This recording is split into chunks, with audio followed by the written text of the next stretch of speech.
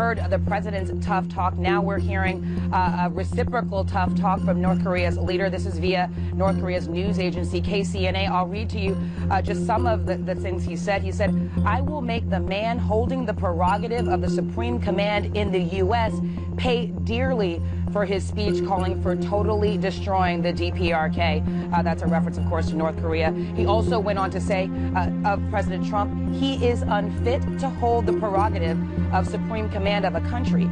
And he is surely a rogue and a gangster, fond of playing with fire rather than a politician. Again, this is a reaction we're getting from Kim Jong Un to what we heard from President Trump earlier this week. He ends these remarks saying, "A frightened dog barks louder."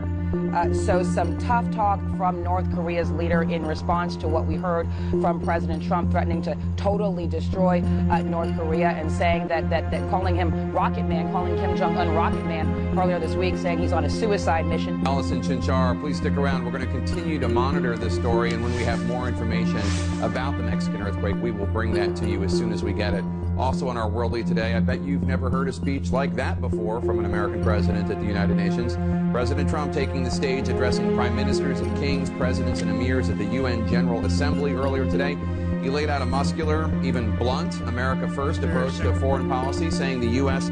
would not seek to impose its values on other nations, but he did single out a handful of countries he considers enemies, going so far as to call them evil and putting them on notice. The president leveling a harsh threat to North Korea's leader, Kim Jong Un, whom he called Rocket Man. He didn't just call Kim that in a tweet. This was in his UN speech, the same one in which he warned that the U.S. would, quote, totally destroy North Korea, a nation of 25 million people, if forced to defend itself or its allies.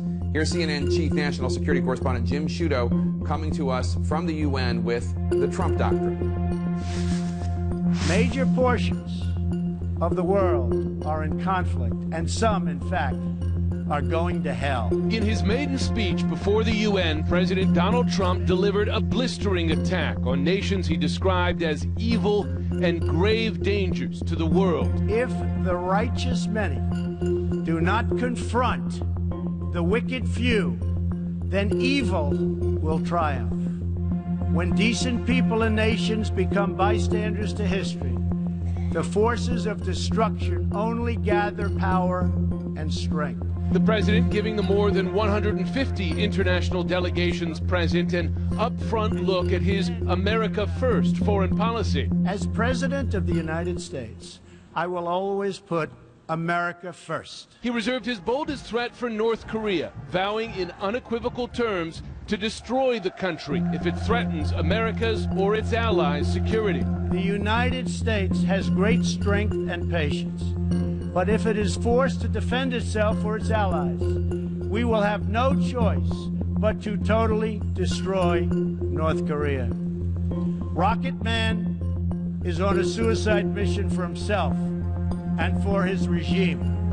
For Iran, Trump described its government as murderous and reckless and appeared to signal that he will exit the Iranian nuclear deal. The Iran deal was one of the worst and most one-sided transactions the United States has ever entered into. Frankly, that deal is an embarrassment to the United States, and I don't think you've heard the last of it, believe me. Praising Mr. Trump's remarks was Israeli Prime Minister Benjamin Netanyahu, who said he had, quote, never heard a bolder or more courageous speech in 3 decades of experience with the UN.